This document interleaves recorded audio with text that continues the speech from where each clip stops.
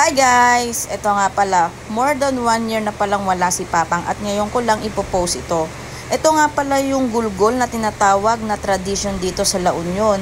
Ang gulgol ay ginagawa kapag nailibing na yung mahal natin sa buhay. Ewan ko kung meron ba to sa inyo or dito lang sa amin sa La Union. Tara, tignan natin kung paano ba tong gulgol na to. At ito na nga, ang unang step. Wow, step talaga. Kasi hindi ko naman talaga alam tong gulgol na to kung ano ba ang mga ingredients na nilalagay. Basta ang nakita ko lang ay dayami. Ang dayami ay susunugin. Yes, susunugin kasi yan na nga, oh, 'di ba? Nakikita natin. Yan. Tapos meron pa siyang nilagay sa bao. Hindi ko na matandaan kung ano ba yung basta ang dami niyang nilagay doon and then ano yun, parang ihuga sa ulo natin yun. Yan. Mamaya tingnan natin. At nakapila na nga kami kasi mag-start na ang aming gulgol. Ang gulgol kailangan daw ay running water. So kaya dito kami nagpunta sa bahay ng isa naming tito. Yan, 'di ba? Kung saan-saan pa kami nakahanap. Ay, nagpunta dito lang kami nakahanap talaga kasi ito lang yung may running water. Dapat kasi sa ilog kami. So walang tubig sa ilog that time. Kaya nandito na lang kami. Yon. So ito na.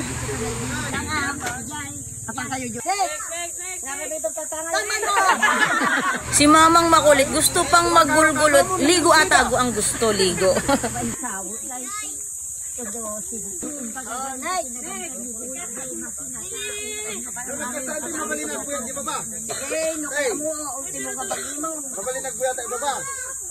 Mabali, nagbanlaw ka dyan.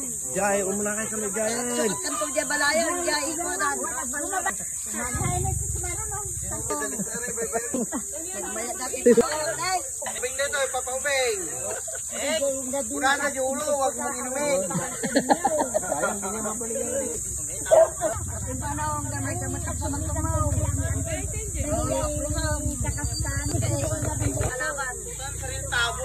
Baybayag yun, tanay. Manayunan pa. Manayunan pa.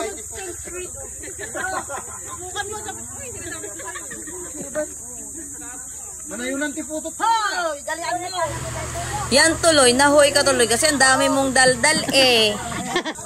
Dito. Ipot mo pa dyan. Ang alam ko, ang gulgol, sa buhok lang yun. Pero dito sa amin, sa karamihan sa amin dito, syempre hindi namin alam. So, hinihilamos pa sa bata. O, hilamos, punta pa sa ulo, nakulang na lang shampoo. Next.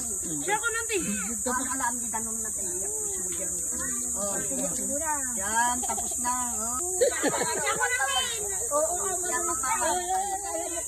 Bisiti nga, nagdiretso. Diretso ko, sir. Ay. Pait.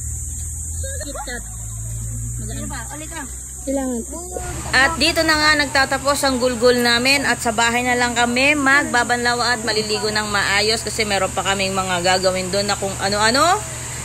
So, yun lang. Anong gulgol ang meron kayo? Comment down below. Yun lang. Bye-bye!